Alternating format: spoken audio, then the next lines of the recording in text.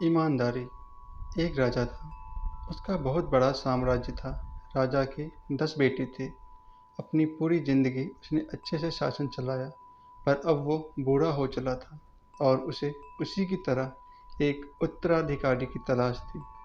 यही सोचकर एक दिन उसने अपने सभी बेटों को बुलाया और कहा, देखो बच्चों, अब मैं बूढ़ा हो चला हूँ और चाहता हूँ कि तुम में से किसी एक को अपना उत्तराधिकारी बना दूँ।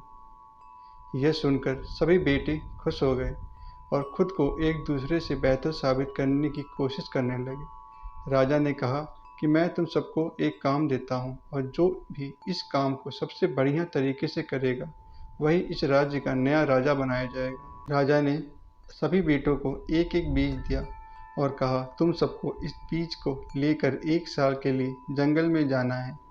वहाँ इसे एक गमले में रोपना है और देखभाल करनी है। 1 साल बाद मैं इसे देखने आऊँगा। जिसका पेड़ सबसे बड़ा होगा वही इस राज्य का नया राजा बनेगा। उस राजा के सबसे छोटे बेटे का नाम नकुल था। नकुल भी इन सारी बातों को बहुत ध्यान से सुन रहा था। राजा के सभी बेटों ने बीज लिया और अलग अलग दिशाओं में जंगल की ओर निकल गए। नकुल ने भी जंगल पहुंचकर एक गमला लिया और उस बीज को रोप दिया। बहुत अच्छी तरह से उस बीज को रोपने, उसमें पानी देने या खाद देने पर भी कुछ समय बाद नकुल का वह पौधा मर गया।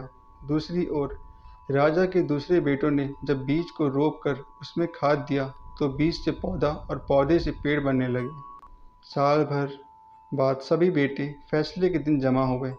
एक से बढ़कर एक सुंदर और मजबूत पेड़ अलग अलग गमलों में नजर आ रहे थे, लेकिन नकुल का गमला खाली था। सभी दरबारी नकुल के गमले की तरफ देखकर हंस रहे थे और अन्य सभी गमलों की तारीफों में पुल बांध रहे थे।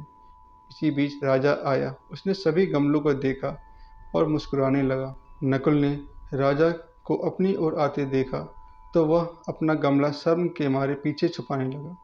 राजा ने उस गमले को देखा और सभी दरबारियों की ओर मुड़कर बोला, सुनो साथियों, आपका नया राजा और मेरा उत्तराधिकारी चुन लिया गया है। सभी बेटों की धड़कनें तेज हो गई। राजा ने कहा, आज से आपके नए राजा नकुल होंगे।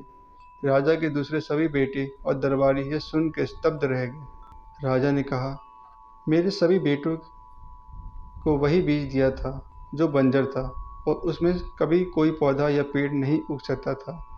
मेरे अन्य बेटों ने मुझे धोखा देने के लिए उस बीज को बदल दिया, लेकिन नकुल अपने काम के प्रति ईमानदार था और उसी वास्तविकता और ईमानदारी के साथ मेरे सामने आया जो उसने हासिल किया।